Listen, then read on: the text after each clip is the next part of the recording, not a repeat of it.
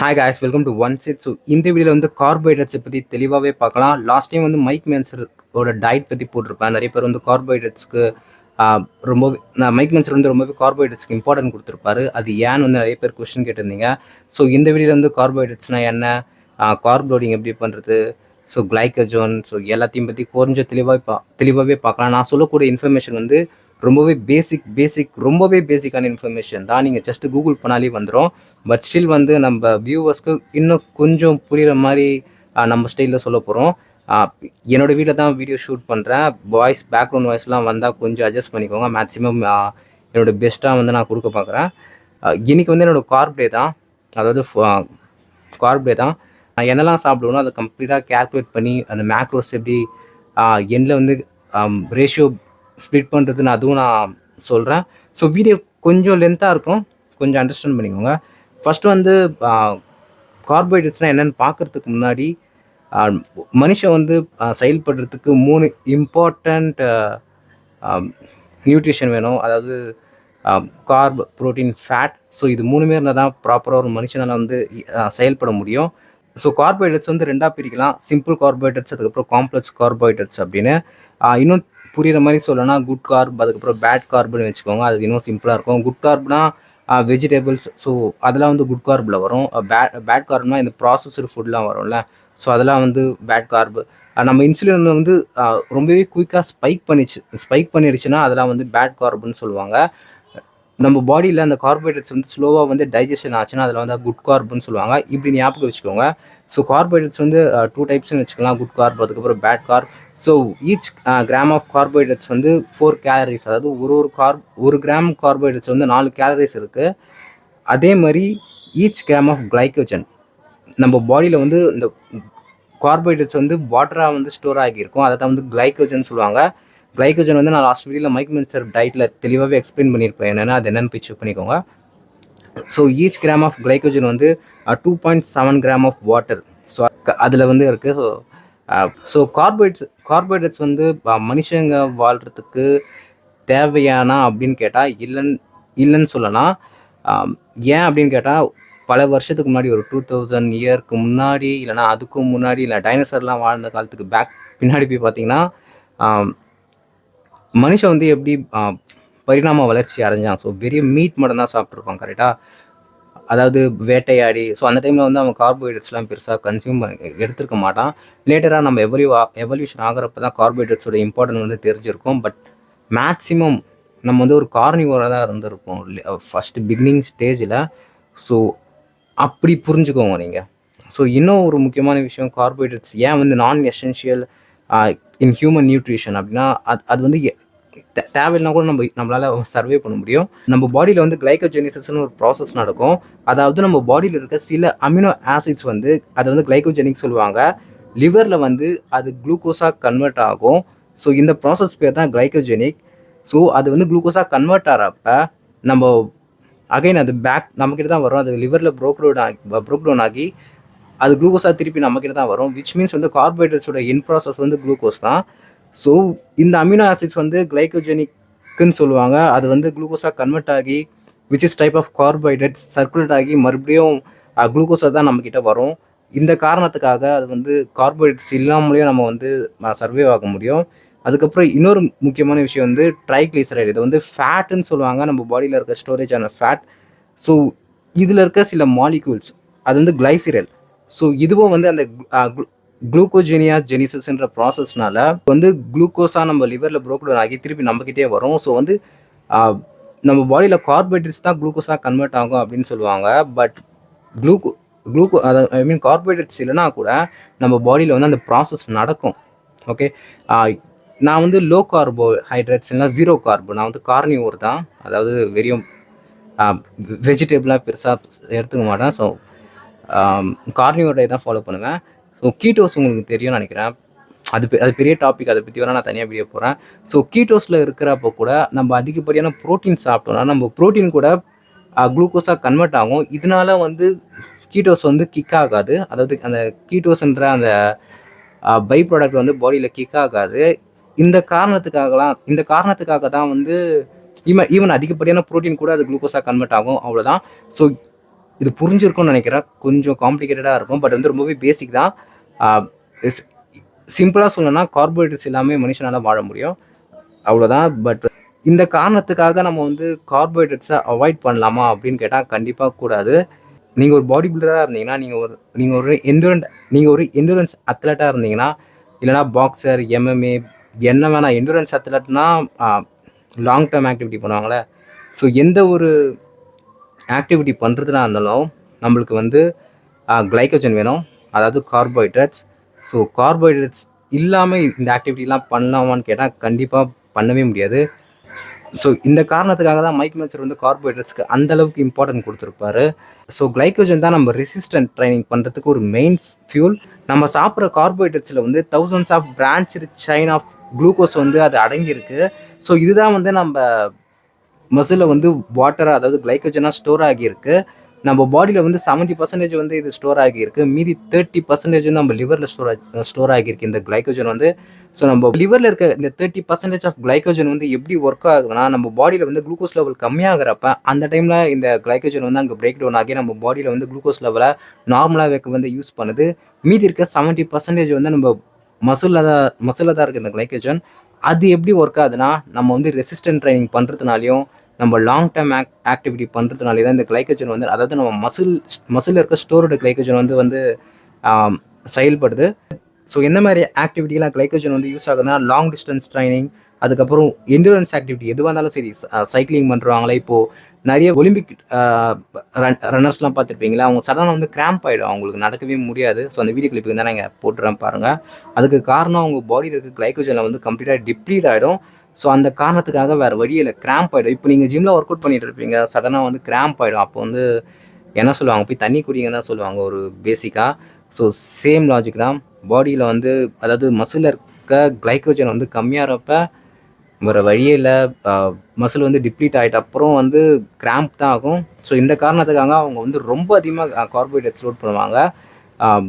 Wait lifter மறந்துடுற, yes, weight lifter, power lifter, அவங்க எல்லாருமே வந்து எனர்ஜிக்கு வந்து கார்போஹைட்ரேட்ஸ் தான் மேசிவ் அமௌண்ட்டில் லோட் பண்ணுவாங்க. நம்ம மசில் இருக்க கிளைக்கோஜனை டிப்ளீட் பண்ணுறதுக்கு வெயிட் ட்ரைனிங் ரொம்பவே முக்கியம். அது வந்து ரொம்பவே அதிகப்படியான வெயிட் ட்ரைனிங்லாம் தேவையில்லை. ஜஸ்ட் 3 செட்ஸ் ஆஃப் பைசப் கல்லே போதும். நம்ம மசிலில் இருக்க கிளைக்கோஜன் வந்து 24 to 37% ஆஃப் கிளைக்கோஜன் வந்து டிப்ளீஷன் பண்ண முடியும், அதாவது குறைக்க முடியும். இன்னொரு முக்கியமான விஷயம் வந்து கார்போஹைட்ரேட்ஸ் வந்து எப்போ சாப்பிட்றது அப்படின்னு கேட்பீங்க. ஒர்க் அவுட்டுக்கு முன்னாடி நிறைய பேர் சாப்பிடுவாங்க, எனர்ஜிக்குன்னு சொல்லுவாங்க. அது ஆக்சுவலாக வந்து நம்ம கிளைக்கோஜன் வந்து ரிஸ்டோர் பண்ணுறதுக்கு தான். ஈவன் நீங்கள் நைட்டு சாப்பிட்ட ஃபுட்டு கூட ஓகே, நம்ம கிளைக்கோஜன் வந்து ஃபில்லராக தான் இருக்கும் நம்ம மசிலில். ஸ்டில் வந்து ஒர்க் அவுட்டுக்கு முன்னாடி வந்து நீங்கள் கார்ப் லோட் பண்ணிங்கன்னா, அதாவது 1 ஹவருக்கு முன்னாடி லோடிங்னா நீங்கள் பாட்டில் ஃபுல்லாக எடுத்து அச்சு சாப்பிடக்கூடாது. ஜஸ்ட் ஒரு 30 கிராம்ஸ் ஆஃப் கார்போஹைட்ரேட்ஸே போதும், அதுவே போதும். ஒர்க் அவுட்டுக்கு முன்னாடி ஜஸ்ட் 2 பனானாஸே அதே தான் 30 கிராம்ஸ் இருக்கும்னு நினைக்கிறேன். 2 பனானாவே போதும். இல்லை ஒரு ஸ்மால் சைஸ் ஆஃப் ப்ரெட்டு, அதுக்கப்புறம் 2 பனானா வீட் ப்ரெட், அது கூட ஜஸ்ட் ஏதாச்சும் ப்ரோட்டீன் லைட்டாக 2 எக்ஸ். ஸோ இதுவே போதும் ப்ரீ ஒர்க் அவுட்டுக்கு. ஒர்க் அவுட் முடிச்ச அப்புறமே போஸ்ட் ஒர்க் அவுட் வந்து நீங்கள் கார்போஹைட்ரேட்ஸ் லோட் பண்ணிங்கன்னா, கார்போஹைட்ரேட்ஸ் லோட்னா அது ஸ்டில் சொல்கிறேன், மேசிவ் அமௌண்ட் இல்லை, ஜஸ்ட் வந்து ஒரு அகைன் ஒரு 50 to 100 grams of carbohydrates. So இப்படி லோட் பண்ணுறதுனால நீங்கள் ஒர்க் அவுட் பண்ணுறப்ப உங்கள் பாடியில் வந்து டிப்ளீஷன் ஆகிடும்ல, அந்த கார்போஹைட்ரேட்ஸ் வந்து மறுபடியும் ரீஸ்டோர் பண்ணுறதுக்கு நீங்கள் வந்து போஸ்ட் ஒர்க் அவுட்டில் வந்து கார்போஹைட்ரேட்ஸ் எடுத்துக்கலாம்.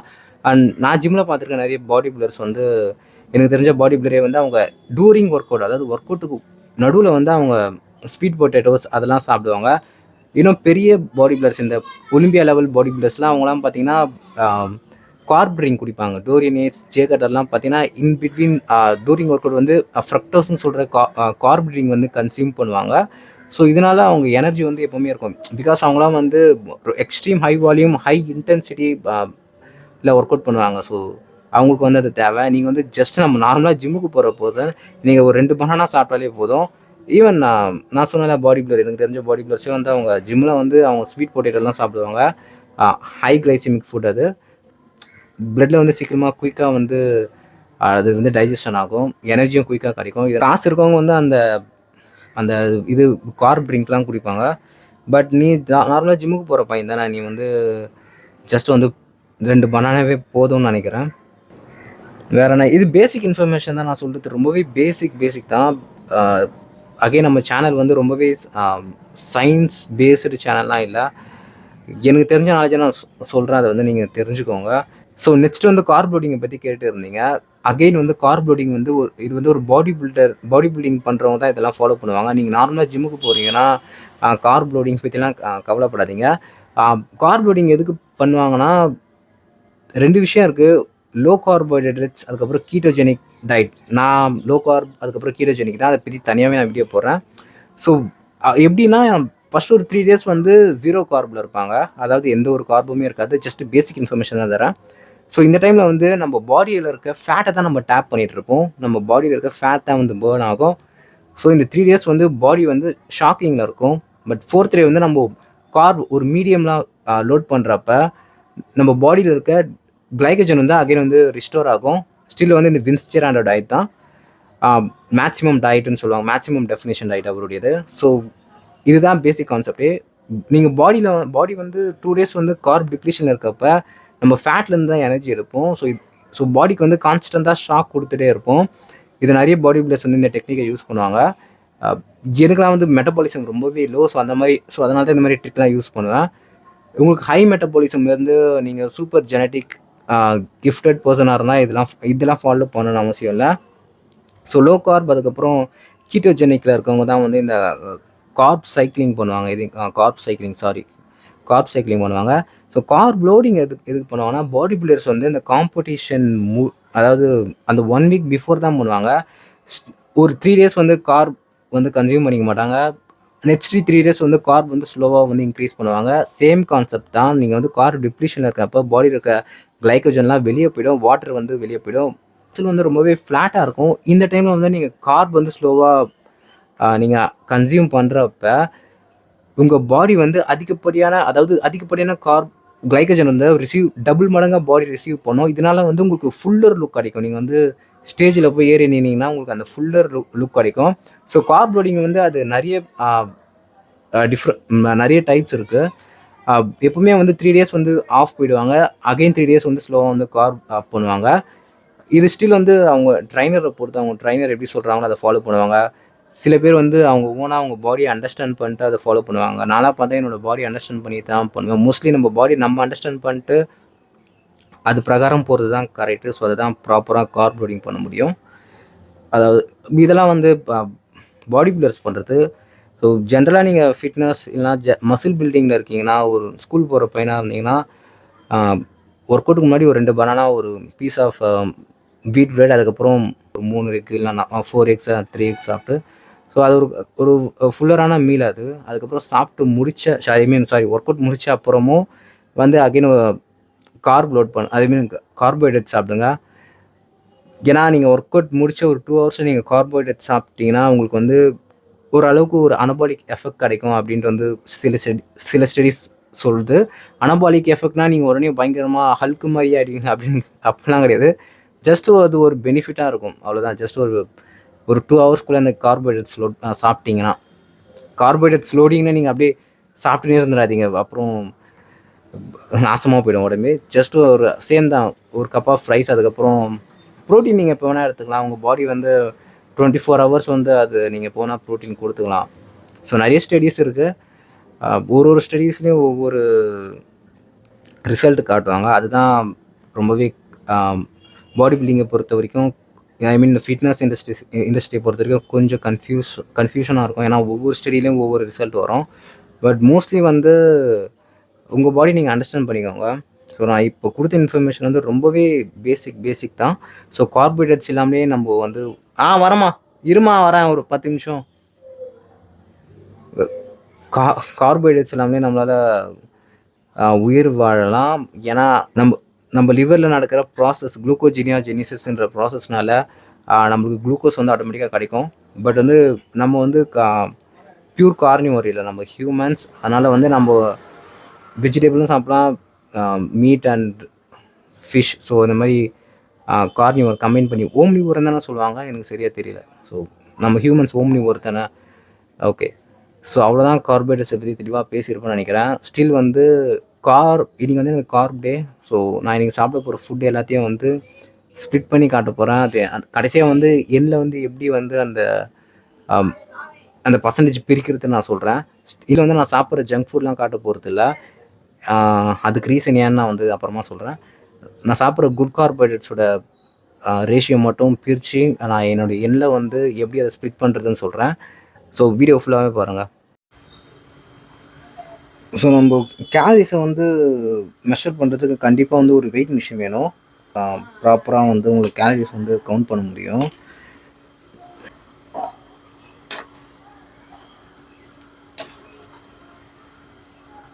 ஸோ 150 கிராம் ஆஃப் வந்து பொட்டேட்டோ, 150 கிராம் வந்து கேரட்டு, அதுக்கப்புறம் 400 கிராம் ஆஃப் வந்து ஒயிட் ரைஸ். ஓகே, ஸோ அவ்வளோதான், ஃபுல்லாக ரெடி ஆகிடுச்சு. இப்போ பார்த்தீங்கன்னா வந்து சாப்பிட போகிறேன். நான் சாப்பிட போகிறத காட்ட போகிறதில்ல, ஜஸ்ட் வந்து அந்த ரேஷியோ மட்டும் காமிச்சிட்டேன். ஸ்டில் வந்து சாம்பார் ஊற்றிருக்கேன், அதிலும் கேலரிஸ் இருக்குது. ஸோ இதுதான் இந்த கேலரிஸ் கவுண்ட் பண்ணுறதுல ஒரு பெரிய தலைவலியே. ஸோ அதுதான் வந்து நான் கேலரிஸ்லாம் கவுண்ட் பண்ண மாட்டேன். என்னுடைய கன்க்ளூஷன் வந்து கடைசியாக சொல்கிறேன். ஸோ இதுதான் என்னுடைய ஃபர்ஸ்ட் மீல். செகண்ட் மீலில் பார்க்கலாம்.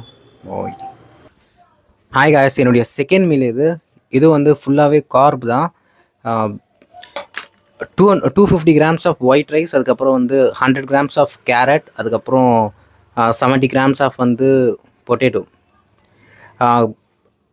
ஏன் வந்து மறுபடியும் கார்ப் சைக்கிளை பற்றி பார்க்கலாம். அது காலையில் சொல்லியிருப்பேன், பட் இன்னும் தெளிவாக சொல்கிறேன். 6 டேஸ் வந்து நான் கார்ப் டிப்ளீஷனில் இருப்பேன், அதாவது கார்ப் 0 கார்பில் இருப்பேன். எக்ஸ்ட்ரீம் லோ கார்ப் 0 கார்ப், அவ்வளோதான். 6 டேஸ் இருப்பேன். இந்த டைம் வந்து என்னுடைய பாடி வந்து ஃபேட்டை வந்து ஃபியூல் சோர்ஸாக எடுத்துக்கும். ஓகேவா? ஏன்னா கிளைக்கோஜன் என் பாடியில் சுத்தமாக இருக்காது. ஸ்டில் வந்து நான் இன்டென்ஸாக ஹெவியாக ட்ரைன் பண்ணுவேன், ஹெவி டியூட்டி ஸ்டைலில், உங்களுக்கு தெரியும். ப்ளஸ் வந்து கார்டியோவும் பண்ணுறேன். 7th டே வந்து நான், அதாவது சண்டே வந்து கார்ப் லோட் பண்ணுவேன் ஃபுல்லாகவே. ஸோ இப்படி கார்ப் லோட் பண்ணுறதுனால என்னோடய பாடியில் வந்து கிளைக்கோஜன் வந்து மறுபடியும் வந்து ஸ்டோர் ஆகும். ஸோ சண்டே நான் லோட் பண்ணுறப்ப பெருசாக எதுவுமே கண்டுக்க மாட்டேன். எனக்கு என்ன தோணுதோ எல்லாமே சாப்பிடுவேன். மேக்ஸிமம் குட் கார்ப் அதிகமாக எடுத்துப்பேன். ஸோ ஜங்க்கு தேவைன்னா, அதாவது ப்ராசஸ்டு ஃபுட் நான் கம்ப்ளீட்டாக அகெயின்ஸ்ட். அதுக்கு இந்த சுகர், அதுக்கப்புறம் இந்த ப்ராசஸ் பண்ண ஃபுட்டு, இந்த பேக்கேஜில் அடைக்கப்பட்ட ஃபுட்டு, இதுக்கு கம்ப்ளீட்டாக ஆப்போசிட் தான். எனக்கு அது பிடிக்கவே பிடிக்காது. ஸ்டில் வந்து என் பாடிக்கு சுகர் தேவைப்படுறதுக்காக, அந்த ஒரு காரணத்துக்காக மட்டும், சும்மா ஒரு ஜஸ்ட் ஒரு ஃபன்னுக்காக தான் நான் அதுவும் என்ன சாப்பிடுவேன்னா ஐஸ்கிரீம், அதுக்கப்புறம் ஹைடென்சிக் பிஸ்கெட், அந்த அளவுக்கு தான் சாப்பிடுவேன். பெருசாக எதுவும் சாப்பிட மாட்டேன். பட் லாஸ்ட் வீக் பார்த்தீங்கன்னா நான் ஒரே ஒரு மீல் தான் கார்ப் எடுத்திருப்பேன். இன்னும் கொஞ்சம் பாடியை வந்து டிப்ளீட் பண்ணலாம், இன்னும் கொஞ்சம் சஃபர் ஆகலாம் அப்படின்னு. ஏன்னா பாடியை வந்து கன்ஃபியூஸ் பண்ணிகிட்டே இருக்கணும். ஸ்டில் வந்து இந்த எக்ஸ்ட்ரீம் டயட் வந்து யாருக்குமே நான் அட்வைஸ் பண்ண மாட்டேன், ட்ரை பண்ணுங்க அப்படின்னு. நான் சஃபர் பண்ணுறேன், எனக்கு அது சஃபர் பண்ணுறது பிடிக்கும், ரிசல்ட் வேணும் அதுக்காக. ஸ்டில் வந்து நான் நேச்சுரல் பாடி பில்டர் தான். இப்போ என் வெயிட் பார்த்தீங்கன்னா 64 kg இருக்கேன். இன்னும் ஒரு 60 கிட்ட போவேன். பாடி எப்படி சேஞ்ச் ஆகுதுன்னு பார்த்துட்டு தென் வந்து கம்ப்ளீட் பண்ணலாமா இல்லையான்னு அது தனியாக அதை நெக்ஸ்ட்டு அதை பார்த்துக்கலாம். ஸோ அவ்வளோதான் காய்ஸ். இது செகண்ட் மீல். நடுவில் ஒரு மீல் சாப்பிட்ருப்பேன், மேகி, அதுக்கப்புறம் க்ரீம் பிஸ்கெட். ஸோ அதெல்லாம் நான் உங்கள்கிட்ட காட்ட போகிறதில்ல. எதனாலனா அது ஹெல்த்தியான விஷயத்த வந்து என் சேனலில் நான் காட்ட போகிறதில்ல. ஏன்னா அதை பார்த்தா உங்களுக்கு கிரேவிங் வரலாம், என்ன வேணால் வரலாம். ஸோ அந்த மாதிரி தேவையில்லாத ஜங்க் ஃபுட்டெல்லாம் நான் காட்ட போகிறதில்ல. நான் கேல்குலேட் பண்ணுறது வந்து என்னுடைய குட் கார்பை மட்டும் தான் கேல்குலேட் பண்ண போகிறேன். ஏன்னா அதுதான் எனக்கும் ஈஸியாக இருக்கும். நான் சாப்பிட்ற ஜங்க்லாம் கேல்குலேட் பண்ணால் எங்கேயோ போகும் கேலரிஸ். ஸோ இது என்னுடைய செகண்ட் மீல். தேர்ட் மீலும் ப்ராபப்ளி ஜங்காக தான் இருக்கும். ஸோ இன்னொரு தெளிவாக சொல்லணும்னா, ஃபேட் மசில் மேலே ஃபேட் இருக்கும்.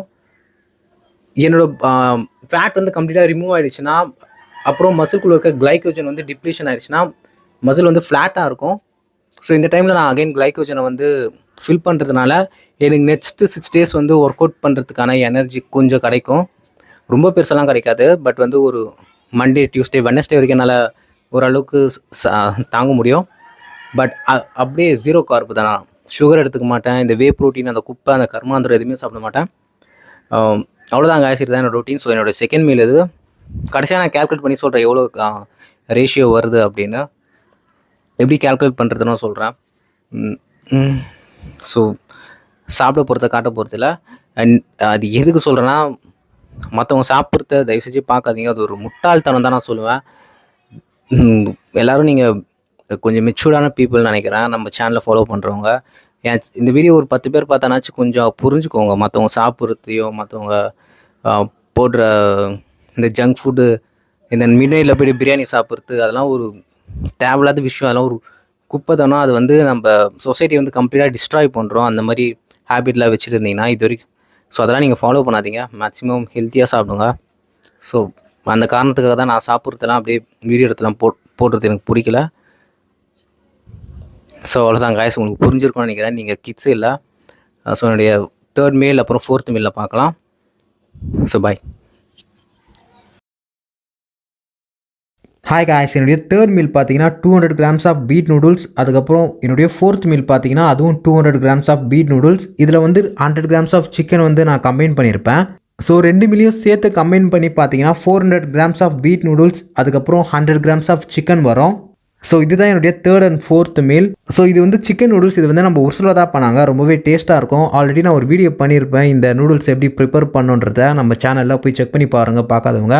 ரொம்பவே டேஸ்ட்டாக ஹெல்த்தியான நூடுல்ஸ் தான் இது. ஸோ அவ்வளோதான் காய்ஸ், நம்மளுடைய 3 மீல்ஸும் முடிஞ்சிருச்சு. ஃபஸ்ட் மீல் வந்து ஒயிட் ரைஸ், அதுக்கப்புறம் கேரட் பொட்டேட்டோ. செகண்ட் மீலும் அதே தான். 3rd and 4th மீல் வந்து சிக்கன் வீட் நூடுல்ஸ் அதை வந்து கம்பைன் பண்ணியாச்சு. ஸோ இப்போ வந்து நம்ம கேல்குலேஷன் பண்ணலாம் எப்படி வந்து இந்த ரேஷியோவை வந்து பிரிக்கிறது அப்படின்னு. ஸோ என்னுடைய ஃபஸ்ட் மீலில் வந்து 400 grams ஆஃப் ஒயிட் ரைஸ் இருக்கும். இந்த 400 grams ஆஃப் ஒயிட் ரைஸ்லேருந்து எனக்கு 514 கேலரிஸ் கிடைக்கும். அதாவது 514 கேலரிஸ் கிடைக்கும். இந்த 514 கேலரிஸை வந்து எப்படி நம்ம கேல்குலேட் பண்ணுறதுனா, 400 grams ஆஃப் ஒயிட் ரைஸில் கார்போஹைட்ரேட்ஸ், ப்ரோட்டீன், ஃபேட் இந்த 3 சோர்ஸும் இருக்கும். இதை கம்ப்ளீட்டாக தனித்தனியாக ஸ்ப்ளிட் பண்ணிக்கணும். இன்னொரு முக்கியமான விஷயத்தை தெரிஞ்சு வச்சுக்கோங்க. 1 கிராம் கார்போஹைட்ரேட்ஸ் வந்து 4 கேலரிஸ் கொண்டது. அதே மாதிரி 1 கிராம் ப்ரோட்டீன் வந்து 4 கேலரிஸ் கொண்டது. 1 கிராம் ஃபேட் வந்து 9 கேலரிஸ். ஃபேட்டில் மட்டும் டபுளாக இருக்கும் கேலரிஸ். ஸோ இதை மைண்டில் வச்சுக்கோங்க. ஸோ இந்த 400 grams ஆஃப் ஒயிட் ரைஸில் வந்து எனக்கு 113 grams ஆஃப் கார்போஹைட்ரேட்ஸ் இருக்குது. அதை வந்து இன்ட்டு 4 பண்ணணும். இப்படி பண்ணுறதுனால இதோட அவுட்புட் வந்து 452 வரும். 11 grams ஆஃப் ப்ரோட்டீன் இருக்கும். இதை வந்து இன்ட்டு 4 பண்ணணும். ஸோ எனக்கு வந்து 44 கேலரிஸ் கிடைக்கும். அதுக்கப்புறம் ஃபேட் 2 கிராம் ஆஃப் ஃபேட் இருக்கும் இன்ட்டு 9. இதோட டோட்டல் வந்து 18. ஸோ மொத்தமாக இது எல்லாத்தையும் கேல்குலேட் பண்ணுறப்ப எனக்கு 514 கேலரிஸ் கிடைக்கும். 514 கேலரிஸ் கிடைக்கும். அந்த கேல்குலேஷன் நான் இங்கே போடுற கொஞ்சம் தெளிவாகவே பாருங்கள். ஸோ இதே மாதிரி 150 grams ஆஃப் கேரட்டை வந்து நம்ம கேல்குலேட் பண்ணோம். அதே மாதிரி 150 grams ஆஃப் பொட்டேட்டோவை நம்ம கேல்குலேட் பண்ணுறோம். ஸோ என்னுடைய ஃபஸ்ட் மீலில் எல்லாத்தையும் நான் கேல்குலேட் பண்ணுறப்ப என்னுடைய அவுட்புட் டோட்டல் கேலரிஸ் என்ன கிடைக்கிதுன்னா 1125 கேலரி. அதாவது என்னுடைய ஃபஸ்ட் மீலில் வந்து நான் கம்ப்ளீட்டாக 1125 கேலரிஸ் சாப்பிட்ருக்கேன். ஸோ அதே மாதிரி தான் என்னுடைய செகண்ட் மீல்லையும் எல்லாத்தையும் கேல்குலேட் பண்ண போகிறதில்ல. நான் ஜஸ்ட் எக்ஸாம்பிள் மட்டும் நான் காமிச்சிடுறேன். இதுவே உங்களுக்கு தெளிவாக புரிஞ்சிருக்கும். அதே மாதிரி நீங்கள் செகண்ட் மீல்லையும் வந்து 250 grams of white rice, 100 grams of carrot, அதுக்கப்புறம் 70 grams ஆஃப் பொட்டேட்டோ இருக்கும். இது எல்லாத்தையும் கேல்குலேட் பண்ணுறப்ப அதுக்கு வரக்கூடிய டோட்டல் பார்த்தீங்கன்னா 242 கேலரிஸ் கம்ப்ளீட்டாக. அதுக்கப்புறம் நீ 3rd and 4th மீல் ரெண்டுமே நான் கம்பைன் பண்ணிட்டேன். கொஞ்சம் ஈஸியாக இருக்கும் கேல்குலேட் பண்ணுறதுக்கு. 400 grams ஆஃப் வீட் நூடுல்ஸ், அதுக்கப்புறம் 100 grams ஆஃப் சிக்கன் ரெண்டுத்தையும் ஸ்ப்ளிட் பண்ணிட்டேன். 400 grams ஆஃப் வீட் நூடுல்ஸ்லேருந்து எனக்கு 543 கேலரிஸ் கிடைக்குது. அதே மாதிரி 100 grams ஆஃப் சிக்கன்லேருந்து எனக்கு 111 கேலரிஸ் கிடைக்குது. 111 இது எல்லாத்தையும் சேர்த்தா எனக்கு வந்து 654 கேலரிஸ் கிடைக்குது. அதாவது 654 கேலரிஸ் கிடைக்குது.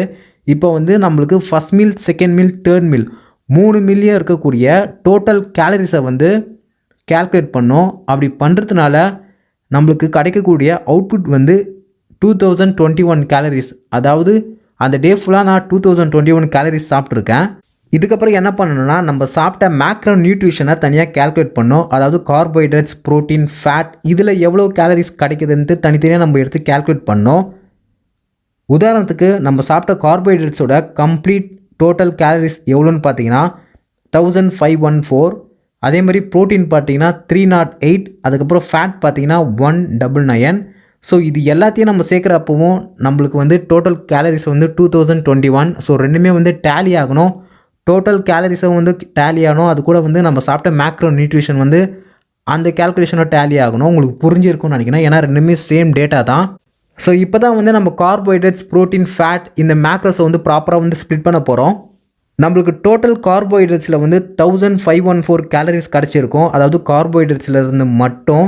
அது கூட டிவைடட் பை 2021. அதாவது டோட்டல் நம்பர் ஆஃப் கேலரிஸ் நம்மளுக்கு கிடச்சிருக்கும்ல, ரெண்டுத்தையுமே டிவைட் பண்ணோம். டிவைட் பண்ணுறப்போ ஒரு நம்பர் வரும். அந்த நம்பரை வந்து இன்டூ 100 போட்டிங்கன்னா 75% வரும். அதாவது நம்ம இன்றைக்கி நான் சாப்பிட்ட கம்ப்ளீட் கேலரிஸில் 75% வந்து கார்போஹைட்ரேட்ஸ் இருக்குது. அதே மாதிரி ப்ரோட்டீன் பார்த்திங்கன்னா 308, அதாவது ப்ரோட்டீன்லேருந்து 308 கேலரிஸ் நம்மளுக்கு கிடச்சிருக்கோம். Divided by 2021 total number of calories, அது ரெண்டுத்தையும் கேல்குலேட் பண்ணுறப்போ அது வந்து 15% வரும். அதாவது நம்ம சாப்பிட்ட ப்ரோட்டீன் வந்து 15%. அதுக்கப்புறம் fat 199 calories, number of fat, total number of fat வந்து 199 கேலரிஸ். அது கூட நம்பர் ஆஃப் டோட்டல் கேலரிஸ் 2021 ரெண்டுத்தையுமே வந்து டிவைட் பண்ணுறப்ப ஒரு நம்பர் வரும். அதை வந்து இன்டூ 100 பண்ணிங்கன்னா 10% வரும். ஸோ நம்ம இன்றைக்கி சாப்பிட்ட ஃபேட் வந்து 10%. ஸோ இந்த ரேஷியோ பார்த்தீங்கன்னா 75% கார்போஹைட்ரேட்ஸ், 15% வந்து ப்ரோட்டீன், அதுக்கப்புறம் 10% ஃபேட். ஸோ இப்படி தான் வந்து ரேஷியோ வந்து ஸ்ப்ளிட் பண்ணோம்.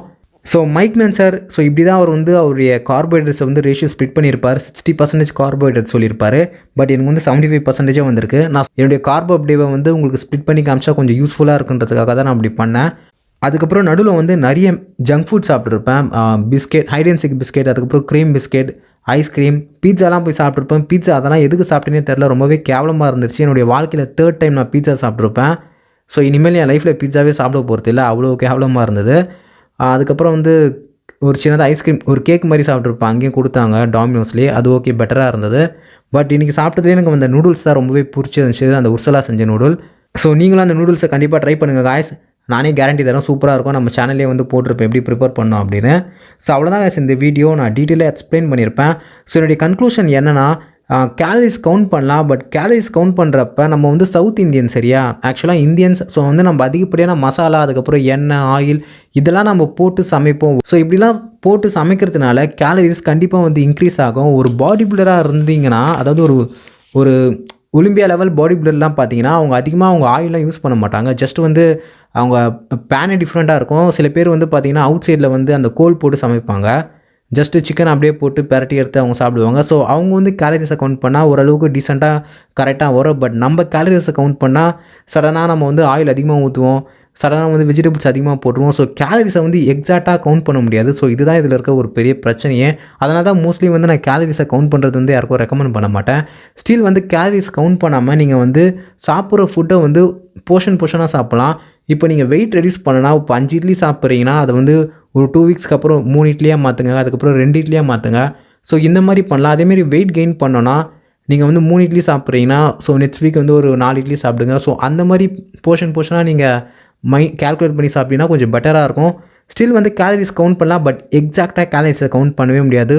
இந்த காரணத்துக்காக தான் நான் வந்து கேலரிஸை வந்து கவுண்ட் பண்ண மாட்டேன். நம்ம சாப்பிட்ற ஃபுட் போர்ஷனே வந்து நீங்கள் ஓரளவுக்கு நீங்கள் குறைச்சி கொஞ்சம் அதிகப்படுத்தி கம்மிப்படுத்தினாலே போதும், உங்களால் பெட்டர் ரிசல்ட்டே அடைய முடியும். ஸோ இதுதான் guys, கம்ப்ளீட்டாக நான் கார்போஹைட்ரேட்ஸை பற்றி சொல்லியிருப்பேன். அந்த மேக்ரோ ரேஷியோ எப்படி ஸ்ப்ளிட் பண்ணுன்னு சொல்லியிருப்பேன். உங்கள் ஃப்ரெண்ட்ஸ் யாராச்சும் ஜிம் ப்ரோவாக இருந்தால் உங்களுக்கு இந்த வீடியோ ஷேர் பண்ணுங்கள், யூஸ்ஃபுல்லாக இருக்கட்டும். ஸோ அவ்வளோதான் guys, இந்த வீடியோ ஏதாச்சும் டவுனா கீழே கமெண்ட்டில் கேளுங்க. ஸோ பாடி பில்டிங் இன்ஃபர்மேஷனை பற்றி தெரிஞ்சு நம்ம சேனலை சப்ஸ்கிரைப் பண்ணிங்க guys. தேங்க்ஸ்.